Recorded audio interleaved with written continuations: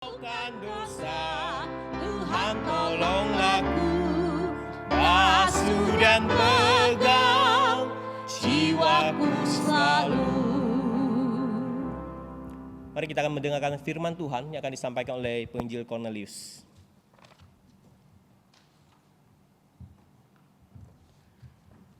Selamat pagi Bapak Ibu yang terkasih di dalam Tuhan Yesus, dimanapun kita berada. Kita bersyukur kepada Tuhan karena pagi hari ini kita kembali boleh bersama-sama beribadah kepada Tuhan. Mari Bapak Saudara sekalian, sebelum kita akan merenungkan firman Tuhan, mari saya ngajak kita sekalian untuk sekali lagi berdoa bersama-sama. Bapa Surgawi, kami berterima kasih kepadamu ya Tuhan untuk kesempatan yang Tuhan berikan kepada kami. Pada pagi hari ini kami boleh kembali bersama-sama beribadah kepada Engkau ya Tuhan. Dan bahkan kami sudah memuji dan membesarkan nama Tuhan. Saat ini Tuhan, kami akan bersama-sama membaca firman-Mu dan juga merenungkannya ya Tuhan. Kiranya Tuhan Engkau menolong setiap kami Tuhan. Berikan kepada kami hati seorang murid, hati yang rendah, hati yang mau dengar-dengaran akan firman Tuhan. Dan juga belajar ya Tuhan, bagaimana kami mentaati dan melakukan firman itu di dalam kehidupan kami ya Tuhan. Tuhan, tolonglah hamba-Mu yang ada di atas mimbar ini ya Tuhan, supaya hamba-Mu hanya menyampaikan kebenaran firman Tuhan yang boleh ya Tuhan meneguhkan kami, memberkati setiap daripada kami ya Tuhan. Terima kasih Tuhan, dengarkan doa kami yang kami panjatkan dalam nama Yesus Tuhan dan Juru Selamat kami yang hidup. Amin. Mari Bapak Saudara sekalian, kita sama-sama kita akan membaca satu bagian firman Tuhan yang saya ambil dari Lukas pasal 15 ayat yang ke-11 sampai 24. Tetapi saya hanya akan membacakannya 3 ayat saja yang menjadi fokus khotbah saya pada pagi hari ini. Yaitu ayat yang ke-12, lalu kemudian ayat yang ke-20 dan 21. Lukas pasal 15 ayat 12 berkata demikian. Kata yang bungsu kepada ayahnya, "Bapa, berikanlah kepadaku bagian harta milik kita yang menjadi hakku." Lalu ayahnya membagi-bagikan harta kekayaan itu di antara mereka. Ayat 20, "Maka bangkitlah ia dan pergi kepada bapaknya. Ketika ia masih jauh, ayahnya telah melihatnya, lalu tergeraklah hatinya oleh belas kasihan. Ayahnya itu berlari mendapatkan dia, lalu merangkul dan mencium dia." Ayat 21, kata anak itu kepadanya, "Bapa, aku telah berdosa terhadap surga dan terhadap Bapa. Aku tidak layak lagi disebut anak Bapa." Sejauh pembacaan firman Tuhan, berbahagia kita yang membaca, merenungkan dan melakukan itu dalam kehidupan kita hari lepas hari. Bapak Saudara sekalian, hari ini tema khotbah kita adalah teladan seorang ayah. Tentu saja Bapak Saudara sekalian, tema ini sangat berkaitan dengan hari ayah atau Father's Day yang jatuh pada minggu yang ketiga setiap bulan Juni, yang persis Saudara sekalian jatuh pada minggu ini, yaitu minggu ketiga. Itu sebabnya Bapak Saudara sekalian, di hari ayah ini saya ingin mengucapkan kepada rekan-rekan saudara sekalian yang sudah menyandang predikat sebagai seorang ayah, selamat hari ayah. Doa saya saudara sekalian, kiranya melalui hari ayah ini setiap kita menyadari akan peranan dan tanggung jawab kita sebagai seorang ayah di tengah-tengah keluarga kita. Doa saya dan harapan saya kiranya melalui hari ayah ini setiap kita dapat sungguh-sungguh mengasihi keluarga kita, istri kita, anak-anak kita. Itulah sebabnya Bapak Saudara sekalian, melalui hari ini, yaitu hari ayah ini, saya ingin mengajak kita saudara-saudara sekalian merenungkan tema ini dan bagaimana kita merefleksikan di dalam kehidupan keluarga kita masing-masing.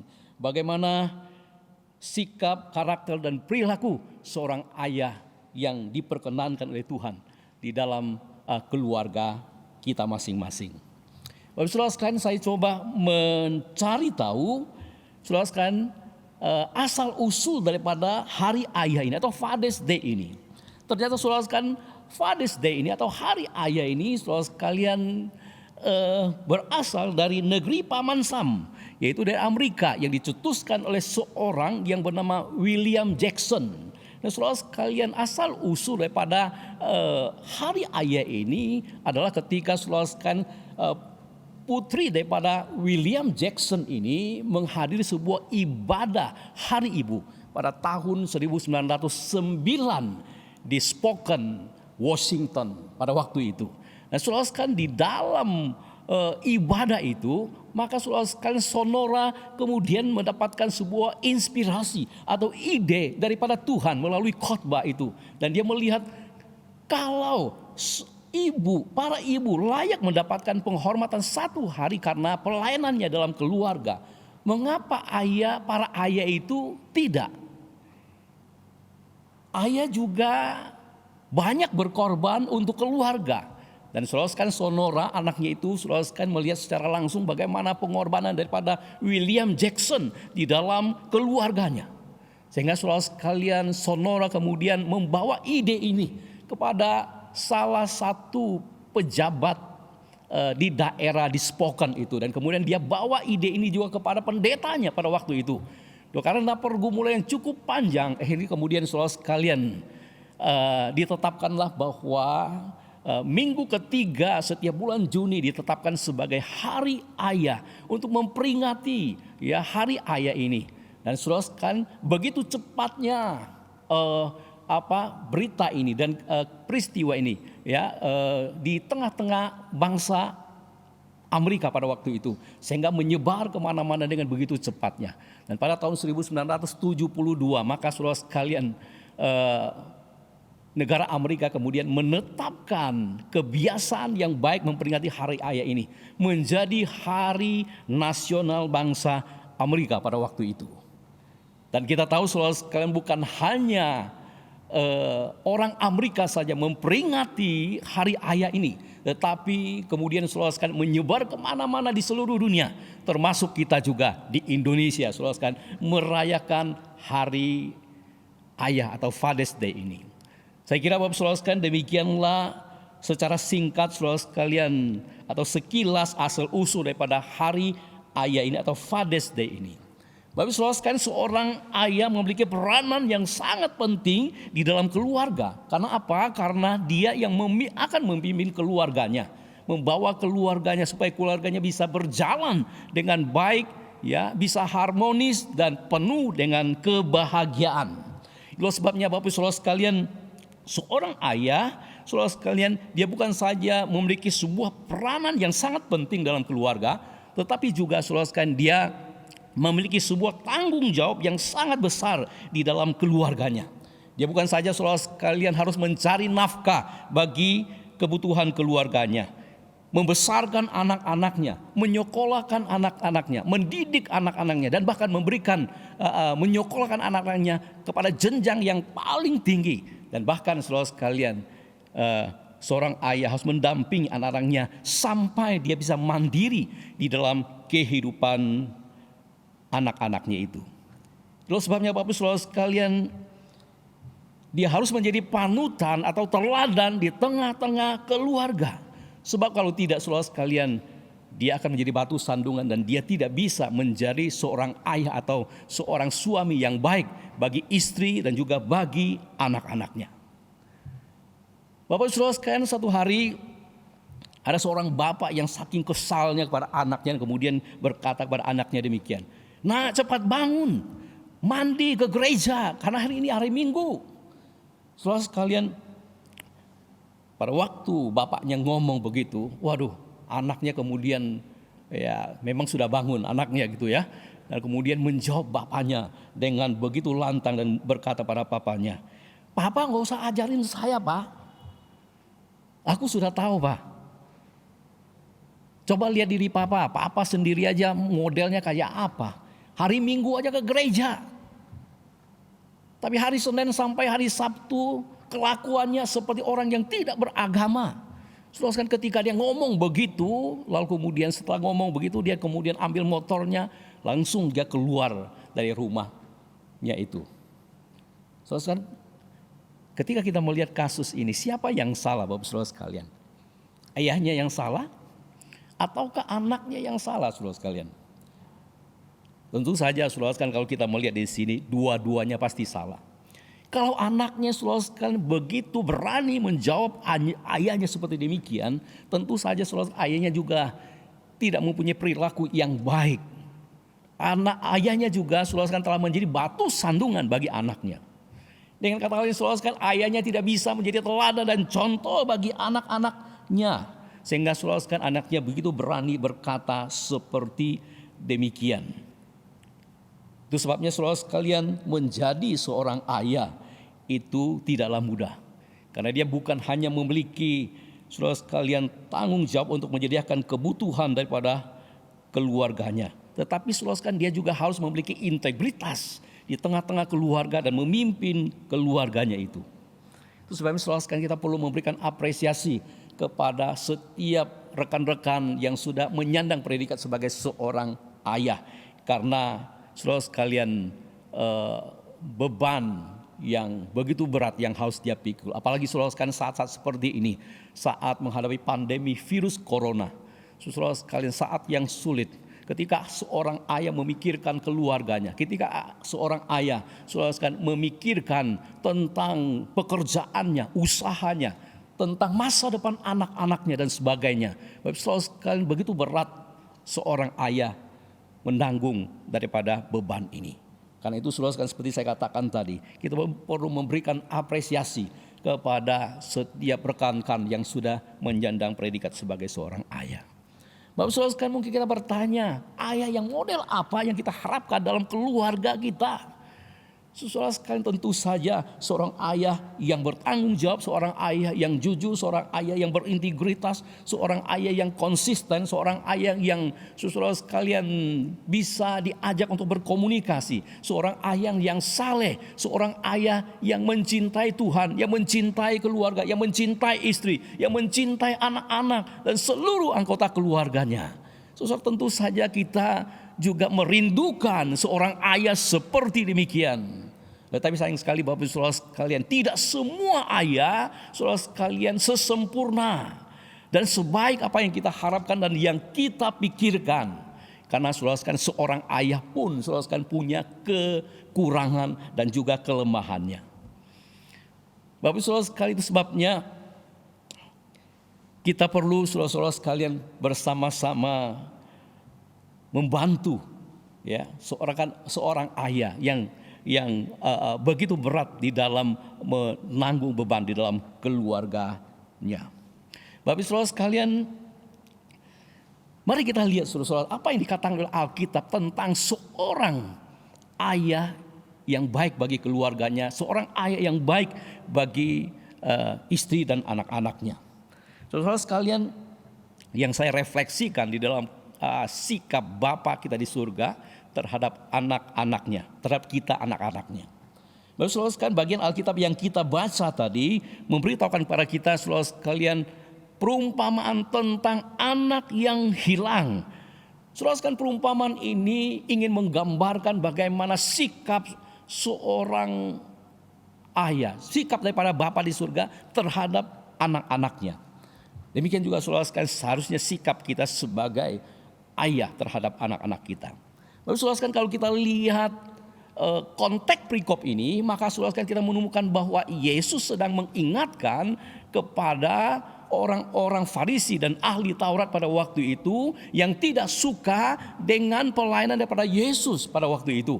Karena Yesus saudara sekalian bergaul dengan pemungut cukai dan orang-orang berdosa. Sebab pada waktu itu saudara sekalian, orang-orang Farisi dan ahli Taurat saudara sekalian memandang sangat rendah pemungut cukai dan orang berdosa. Bagi mereka saudara sekalian, pemungut cukai dan orang berdosa adalah orang-orang yang hina, orang yang najis, orang yang kotor, orang-orang calon penghuni neraka, orang-orang atau manusia kelas rendah yang harus dijauhi oleh mereka. Tetapi Yesus bergaul dengan mereka. Itu sebabnya saudara, pada waktu kita membaca seluruh pasal 15 ini, maka kita menemukan bahwa Yesus sedang mengoreksi, ya, pandangan orang-orang Farisi dan ahli Taurat ini yang salah terhadap pemungut cukai dan orang berdosa pada waktu itu. Pemungut cukai dan orang berdosa, saudara sekalian, bukannya harus dihina, bukannya harus dijauhi, tetapi harus didekati dan dikasih serta saudara sekalian dibawa pulang kepada Bapa di surga. Mereka itu saudara sekalian ibaratkan domba yang hilang, ibaratkan dirham yang hilang, dan bahkan ibaratkan anak yang hilang yang perlu dibawa pulang kepada Bapa di surga. Karena demikianlah hati Bapa kita di surga yang merindukan setiap mereka untuk dibawa pulang kepadanya. Bapak Ibu saudara sekalian, itu sebabnya kita melihat bahwa perumpamaan anak yang hilang ini, saudara sekalian, kita menemukan bahwa ini adalah gambaran bagaimana sikap daripada Bapa terhadap anaknya. Demikian juga seharusnya saudara sekalian seorang bapa, ya, sikap seorang bapa terhadap anak-anaknya. Mari Bapak saudara sekalian, kita akan melihat bagaimanakah sikap, ya, seorang ayah yang baik kepada anak-anaknya, dan sebaliknya saudara sekalian, bagaimanakah seorang anak yang baik terhadap ayahnya. Yang pertama Bapak saudara sekalian, dia penuh dengan kemurahan hati. Dia penuh dengan kemurahan hati. Saudara sekalian, Tuhan Yesus memulai kisah perumpamaan anak yang hilang ini dengan menceritakan bahwa ada seorang ayah yang memiliki 2 orang anak. Lalu si bungsu berkata kepada ayahnya, "Bapa, berikanlah kepadaku bagian harta milik kita yang menjadi hakku." Coba perhatikan kalimat berikut ini. Lalu ayahnya membagi-bagikan harta kekayaan itu di antara mereka. Lalu ayahnya membagikan harta kekayaan itu di antara mereka. Bapak saudara sekalian, menarik sekali ayat ini memberitahukan kepada kita bahwa ketika si bungsu meminta harta warisan kepada ayahnya yang menjadi haknya itu, maka saudara sekalian, Alkitab mengatakan bahwa ayahnya tidak menolaknya, tetapi memberikan harta warisan itu kepada si bungsu pada waktu itu. Bapak saudara sekalian, menurut hukum orang Yahudi, maka sebetulnya seorang ayah berhak menolak permintaan daripada anaknya itu. Karena apa? Karena bapaknya masih hidup. Dan apabila bapaknya berkenan untuk memberikan harta warisan itu kepada anaknya, maka saudara sekalian, itu pun harus dibuat sebuah surat wasiat. Dan surat wasiat itu pun saudara sekalian baru bisa berlaku saudara sekalian ketika ayahnya sudah meninggal dunia. Tetapi selama ayahnya masih hidup, Bapak Ibu saudara sekalian, harta warisan itu tetap menjadi milik kepunyaan ayahnya. Tetapi Bapak saudara sekalian, kita melihat di sini ayahnya tidak menerapkan peraturan seperti demikian. Tetapi kita melihat bahwa ayahnya ini kemudian membagikan harta warisan itu dengan murah hati kepada anak bungsunya itu. Seperti saya katakan tadi di ayat yang ke-12b itu, di situ katakan begini. Lalu ayahnya membagi-bagikan harta kekayaan itu di antara mereka. Bapak saudara sekalian, demikian juga pada waktu anaknya itu kemudian saudara sekalian ingin menjual harta warisan itu dan kemudian pergi ke tempat yang lain, maka saudara ayahnya juga tidak melarang dia untuk menjual harta bendanya itu. Tetapi kita melihat bahwa sudah pasti bahwa ayahnya sudah pasti menasihati anaknya dengan lemah lembut supaya jangan pergi dari rumahnya. Tetapi saudara itu sangat tergantung bagaimana respon daripada anaknya itu. Apakah saudara anaknya itu mau mendengarkan nasihat orang tuanya, ataukah saudara sekalian dia memilih jalan hidupnya sendiri. Namun saudara sekalian, kita melihat di sini di dalam cerita ini, maka saudara sekalian anaknya kemudian saudara sekalian memilih jalan hidupnya sendiri. Ya, memilih jalan hidupnya sendiri.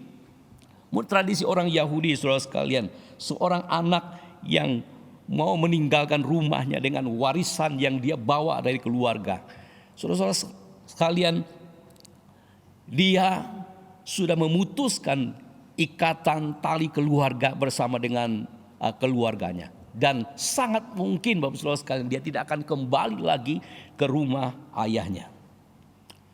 Bapak saudara sekalian, bagi saya yang paling menarik dalam bagian cerita ini adalah bagaimana sikap daripada ayahnya itu dengan penuh kemurahan hati kepada anaknya ini. Saya kira Bapak Saudara sekalian, sikap ini harus dimiliki oleh setiap ayah yang ada di dalam dunia ini. Tidak perlu saudara sekalian kita menunggu anak kita memberontak kepada kita. Kita tidak perlu menunggu anak kita melawan kita. Kita tidak perlu menunggu anak kita meninggalkan rumah kita baru kita saudara sekalian bermurah hati kepada anak-anak kita. Selama masih ada kesempatan saudara sekalian, selama itu juga saudara sekalian kita harus menyatakan kemurahan hati kita kepada anak-anak kita. Saudara sekalian, bermurah hati kepada anak kita saudara sekalian tidak berarti kita harus memberikan semua uang kita, semua harta kita kepada anak kita yang dia inginkan.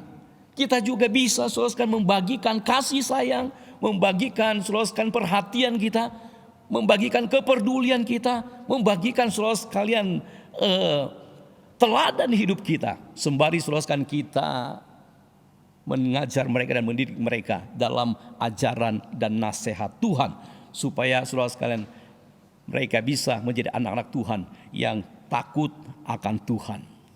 Bapak saudara sekalian, hari ini kita sudah melihat bahwa seorang ayah yang baik adalah seorang ayah yang bermurah hati kepada anak-anaknya. Tetapi saudara sekalian, yang menjadi pertanyaan adalah bagaimanakah seorang anak terhadap ayahnya? Apakah saudara sekalian seorang anak juga bermurah hati kepada ayah kita, berbakti kepada ayah kita, menghormati dan mengasihi ayah kita? Pada hari ini Bapak saudara sekalian, kita menemukan ada banyak anak-anak yang tidak mampu saudara sekalian hormat, berbakti dan berbelas atau bermurah hati kepada ayah kita.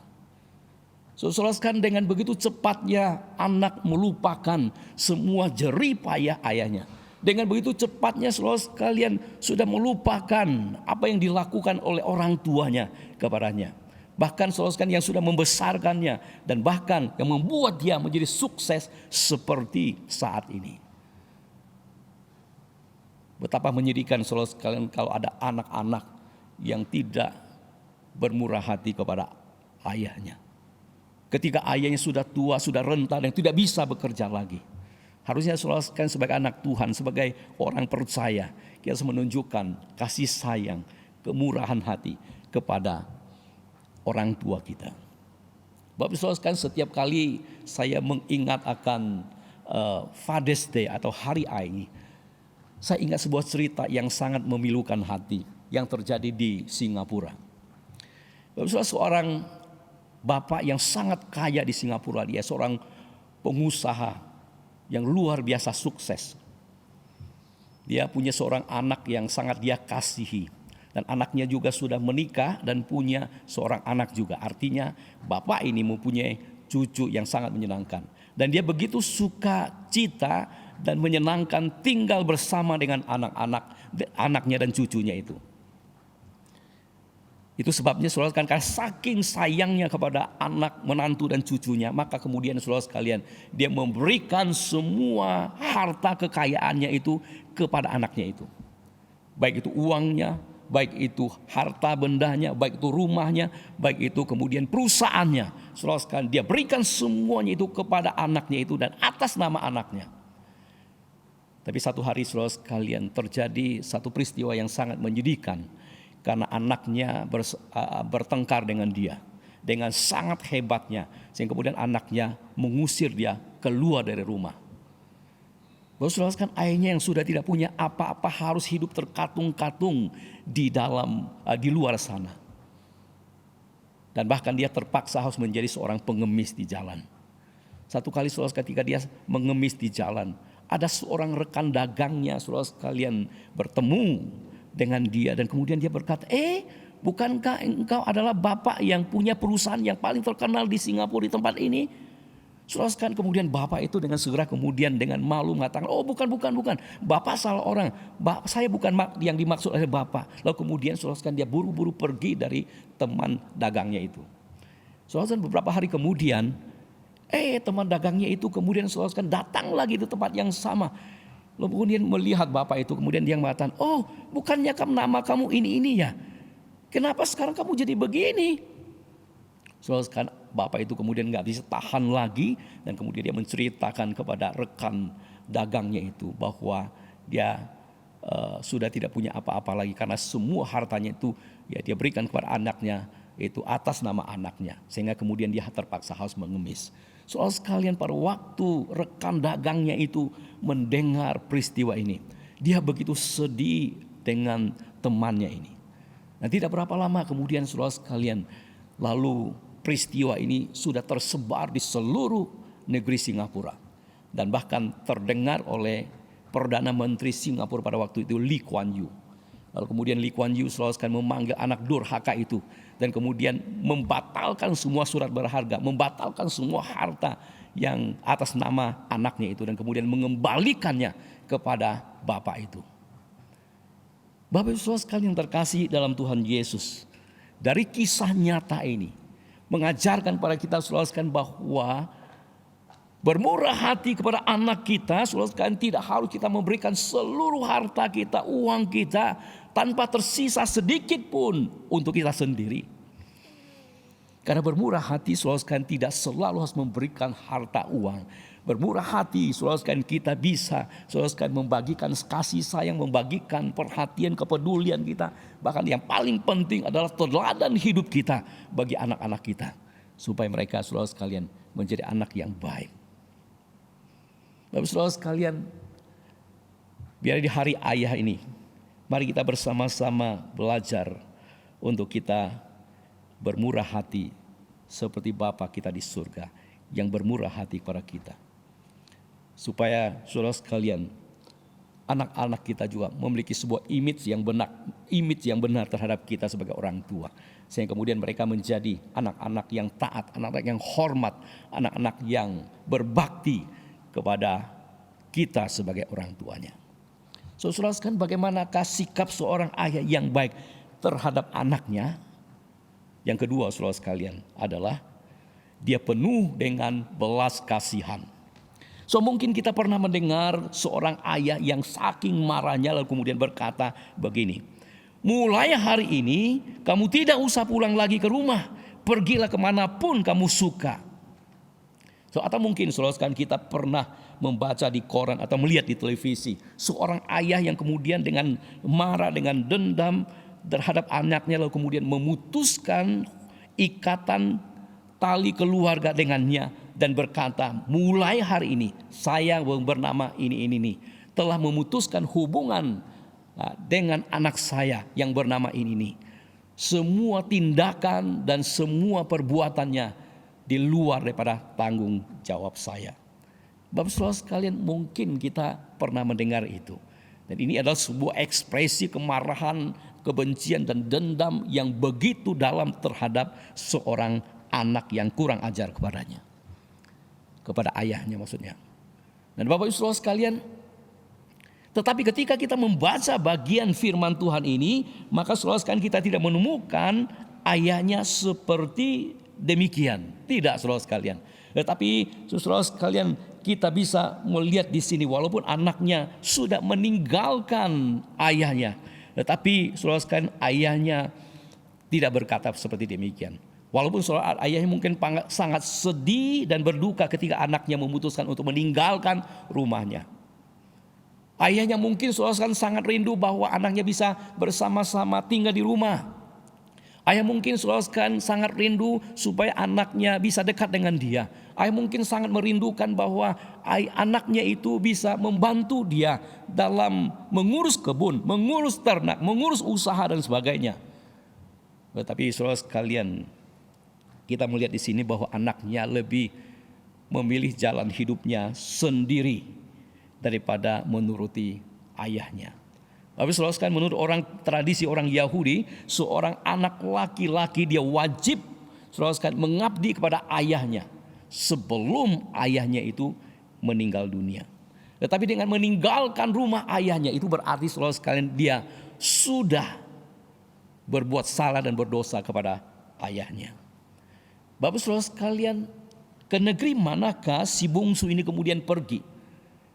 Alkitab tidak memberitahukan pada kita dengan jelas saudara sekalian kemana dia pergi. Tetapi ada beberapa penafsir Alkitab mengatakan, saudara sekalian, dia sangat mungkin pergi ke negeri orang asing di mana saudara sekalian orang-orang Yahudi banyak juga merantau di sana.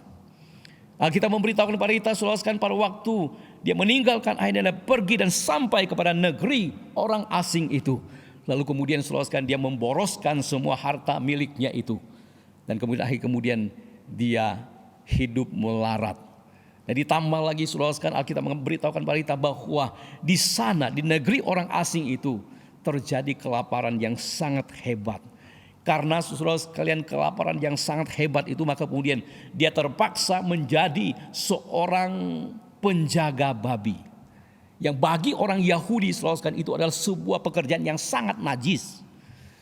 Bagi orang Yahudi saudara sekalian, penjaga babi adalah sebuah pekerjaan yang saudara sekalian merupakan simbol daripada kemurtatan terhadap hukum Taurat.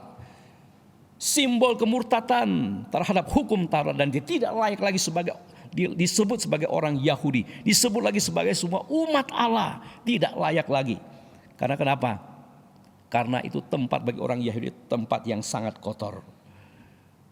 Saudara sekalian, Alkitab memberitahu kepada kita dalam kondisi yang sangat memprihatinkan itu. Dia ingin mengisi perutnya dengan ampas makanan babi. Dan bahkan lebih tragislah, tidak ada seorang pun yang kemudian saudara sekalian memberikan kepadanya. Kita bisa melihat saudara sekalian begitu tragisnya seorang anak yang meninggalkan ayahnya dan memilih jalan hidupnya sendiri. Saudara sekalian, derajatnya sebagai manusia, saudara sekalian, begitu rendahnya sampai saudara sekalian dia tidak layak untuk memakan hanya ampas babi, makanan babi saja. Bapak saudara sekalian, perbuatan daripada si bungsu ini menunjukkan kepada kita begitu mengerikan. Seorang anak yang meninggalkan ayah dan memilih jalan hidupnya sendiri, yang dia anggap paling baik, yang dia anggap paling benar, yang dia anggap seolah paling menyenangkan, tetapi pada akhirnya kemudian yang paling menderita di dalam kehidupannya. Namun bagi saudara sekalian, kita bersyukur pada Tuhan, kita melihat di sini bahwa dia masih beruntung di tengah-tengah penderitaan yang dia alami pada waktu itu. Dia kemudian saudara sekalian teringat akan bapaknya. Di rumah bapaknya begitu banyak makanan, sementara dia di sini saudara sekalian menderita kelaparan. Sehingga kemudian saudara sekalian dia memutuskan untuk pulang ke rumah bapaknya itu. Dan menarik sekali saudara sekalian, pada waktu sebelum dia pulang ke rumah bapaknya, maka kemudian dia berusaha untuk menyusun kalimat-kalimat yang paling baik supaya saudara ketika dia pulang ke rumah bapaknya mau menerimanya kembali. Karena dia berpikir saudara sekalian bahwa ayahnya tidak mungkin mau menerima dia kembali lagi. Sesuai saudara sekalian dengan tradisi orang Yahudi itu. Itu sebabnya dia tidak heran saudara sekalian, dia mengatakan ia tidak layak lagi disebut sebagai anak bapa. Dan dia berharap saudara sekalian dia bisa dijadikan sebagai seorang upahan oleh ayahnya itu. Bapak saudara sekalian, orang upahan itu bukan termasuk dari bagian daripada keluarga. Orang upahan itu adalah orang yang digaji oleh majikannya. Dia bekerja pada majikannya saudara sekalian pagi hari, lalu kemudian saudara sekalian pada malam hari dia mendapatkan gaji, kemudian dia harus pulang ke rumahnya. Dan saudara sekalian, seorang upahan itu jauh atau lebih rendah daripada seorang budak yang tidak punya saudara sekalian pekerjaan yang tetap, yang tidak punya tempat tinggal yang tetap seperti seorang budak, saudara sekalian. Seorang budak masih bisa tinggal di rumah majikannya. Itu sebabnya saudara sekalian, betapa tragisnya dan menyedihkannya saudara sekalian kehidupan seorang anak yang telah meninggalkan rumah orang tuanya dan memilih jalan hidupnya sendiri. Tetapi sebenarnya saudara sekalian, kehidupan daripada anak bungsu ini adalah gambaran daripada kehidupan orang-orang berdosa pada umumnya, dan kehidupan daripada orang-orang percaya, orang Kristen pada khususnya, yang sudah meninggalkan Tuhan, yang sudah menyangkal dan memutuskan tali hubungan dengan kerajaan Allah, yang berusaha untuk mengejar kesenangan hidupnya, memboroskan kasih karunia Allah, sehingga saudara sekalian kita kehilangan kehidupan yang sejati yang harusnya saudara sekalian kita bisa temukan di dalam Tuhan kita Yesus Kristus. Bapak saudara sekalian, cerita ini menarik sekali bahwa bukan hanya sampai di sini. Ya, tapi yang paling menarik adalah bagi saya, saudara sekalian, bagaimana sikap daripada Bapa ini terhadap anaknya. Coba perhatikan Bapak saudara sekalian di ayat yang ke-20. Mengatakan, maka bangkitlah ia dan pergi kepada bapaknya. Ketika ia masih jauh, bapaknya telah melihatnya. Lalu, kalimat berikutnya, lalu tergeraklah hatinya oleh belas kasihan. Ayahnya itu kemudian berlari mendapatkan dia, lalu merangkul dan mencium dia. Bapak saudara sekali, saya percaya bahwa sebagai seorang ayah, dia pasti begitu merindukan anaknya. Mungkin setiap hari saudara memikirkan anaknya, kapan anaknya pulang kembali kepadanya. Ya, mungkin seperti demikian saudara sekalian. Dia tetap mengasihi anaknya walaupun anaknya telah memboroskan semua harta kekayaannya itu. Ayahnya saudara sekalian tidak dendam, tidak marah kepada anaknya itu, tetapi tetap mengasihi dia. Ayah tidak berkata lebih baik aku kehilangan anak durhaka itu. Saudara sekalian, ayah tidak berkata demikian. Tetapi ayahnya tetap mengasihi dia. Bapak saudara sekalian, bagaimanakah sikap kita hari ini? Apakah saudara sekalian kita juga punya sikap seperti Bapa kita di surga terhadap anak-anak kita, saudara sekalian, yang mungkin saudara telah berbuat salah kepada kita, yang mungkin melawan kita, yang mungkin memberontak kepada kita? Apakah saudara sekalian kita dengan rindu menanti mereka kembali kepada kita? Ataukah saudara sekalian kita kemudian masih memendam benci, kemarahan kepada anak-anak kita? Kalau demikian saudara sekalian, saya kira bukan anak kita yang perlu bertobat, tetapi kita juga perlu bertobat. Karena apa? Karena sikap seperti demikian bukanlah sikap yang mencerminkan seorang ayah Kristen, seorang ibu Kristen, seorang orang tua Kristen. Yang harusnya kita belajar selalu seperti sikap Bapa kita di surga, yang penuh dengan belas kasihan, menunggu, menanti anaknya pulang, kita anak-anaknya pulang kepadanya. Satu kali saudara sekalian, ada seorang bapak yang begitu senang membeli sebuah mobil yang sudah dia idamkan sekian lama. Dia begitu gembira hari itu, dia membawa mobilnya dari showroom dan bawa pulang ke rumahnya. Kemudian setibanya di rumah saudara sekalian, dia parkir di depan rumah, dan kemudian dia masuk ke dalam rumahnya. So tidak berapa lama kemudian saudara sekalian, dia keluar rumah dan ingin melihat mobilnya itu.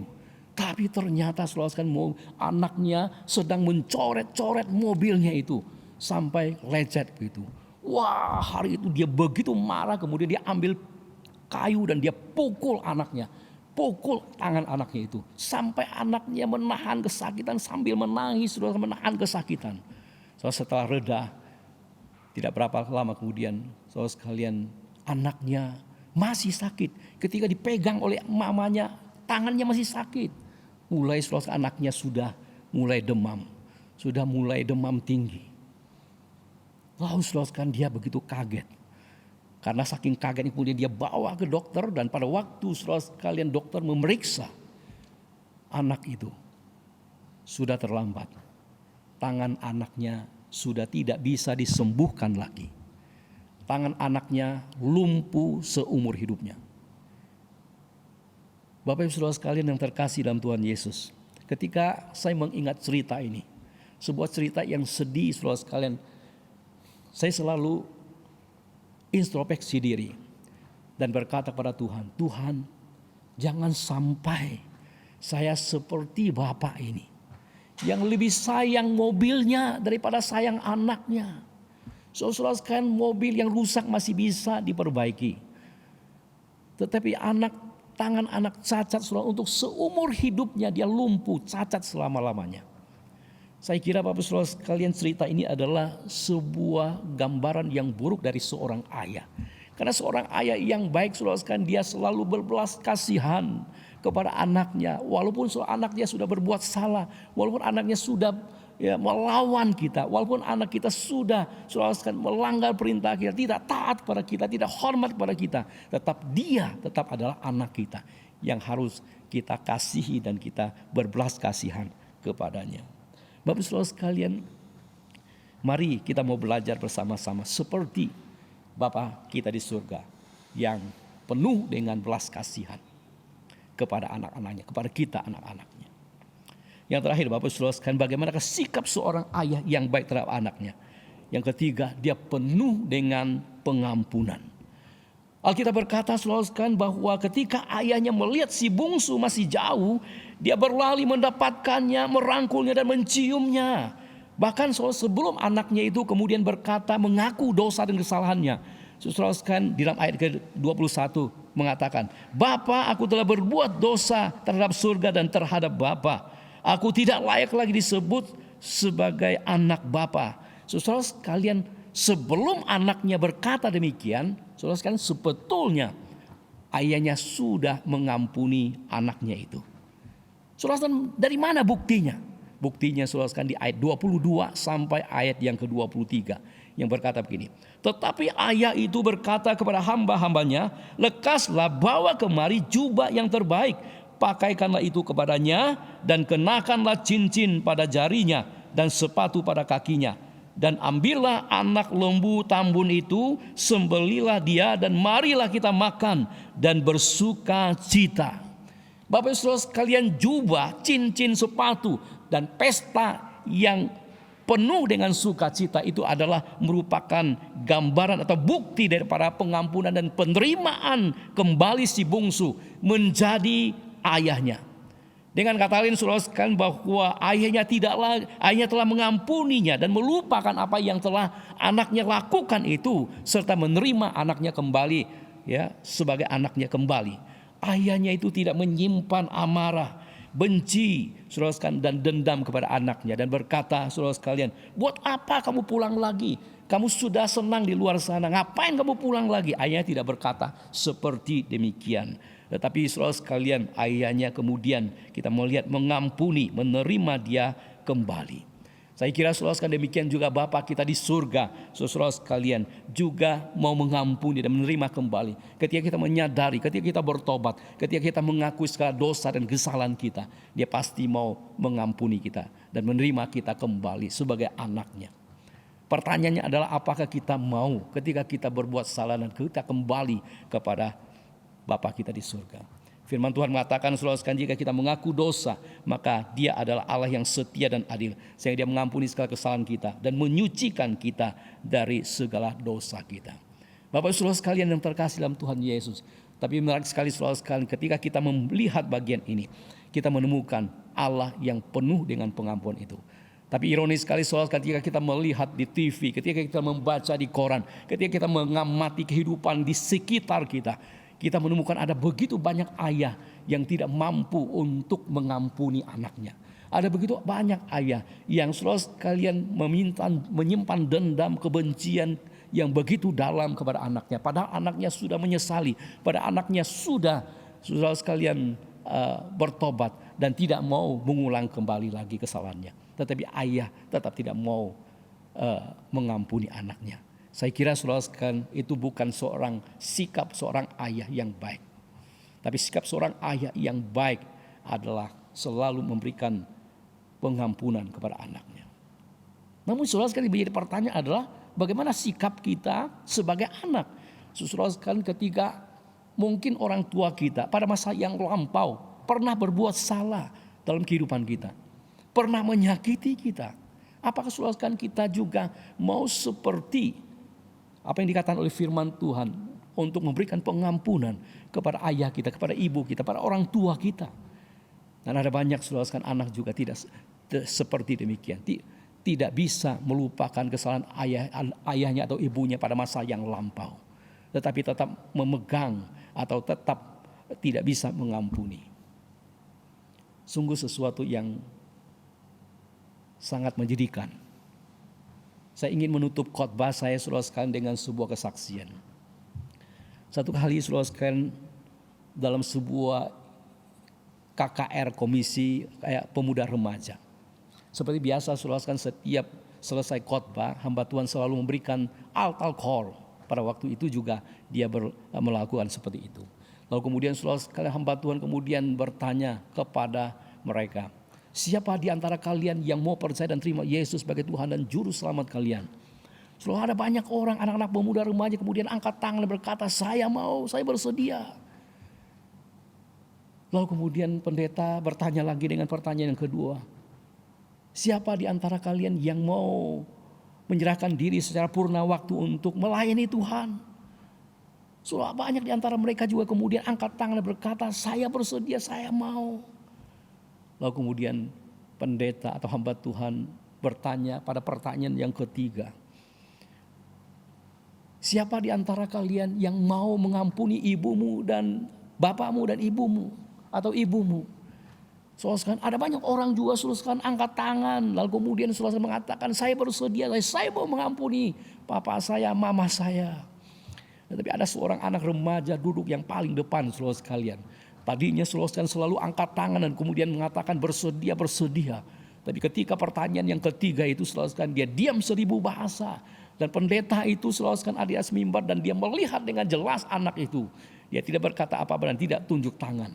Setelah selesai saudara sekalian KKR itu, Pak Pendeta saudara sekalian mendekati anak itu dan bertanya kepada anak itu, kenapa tadi kamu tidak angkat tangan? Padahal kamu sudah angkat tangan tadi tentang mau percaya kepada Yesus, mau menyerahkan diri pada Yesus. Tetapi ketika saya bertanya pada pertanyaan yang ketiga, kenapa engkau tidak angkat tangan?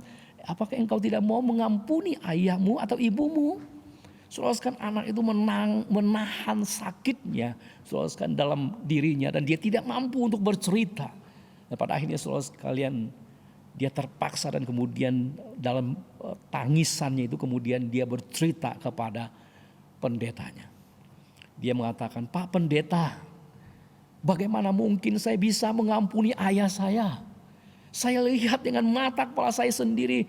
Dia tendang bapak saya itu, tendang mama saya, kemudian pergi dengan wanita lain. Bagaimana saya bisa mengampuni dia, Pak Pendeta? Saudara sekalian, dia begitu susahnya mengampuni papanya. Singkat cerita Bapak Saudara sekalian, pada waktu itu dengan sangat susah payah kemudian akhirnya Pak Pendeta itu membawa dia untuk mengampuni papanya. Bapak Ibu Saudara sekalian yang terkasih dalam Tuhan Yesus, hari ini ketika kita memperingati Hari Ayah, marilah Bapak Saudara sekalian kita mau belajar seperti Bapa kita di surga yang senantiasa dan selalu bermurah hati kepada setiap kita anak-anaknya, yang selalu bermurah hati, selalu berbelas kasihan, selalu penuh dengan pengampunan kepada siapa saja, saudara, mungkin kepada ayah kita, kepada ibu kita, kepada anak kita, bahkan kepada bawahan kita, kepada atasan kita, kepada pemimpin kita, bahkan kepada orang-orang yang mungkin pernah menyakiti kita. Mari Bapak Saudara sekalian, kita mau menerapkan firman Tuhan ini. Kiranya Tuhan memberkati kita semua. Selamat Hari Ayah. Mari kita berdoa. Kami bersyukur kepadamu ya Tuhan untuk firman Tuhan yang boleh kami baca, kami renungkan bersama pada pagi hari ini.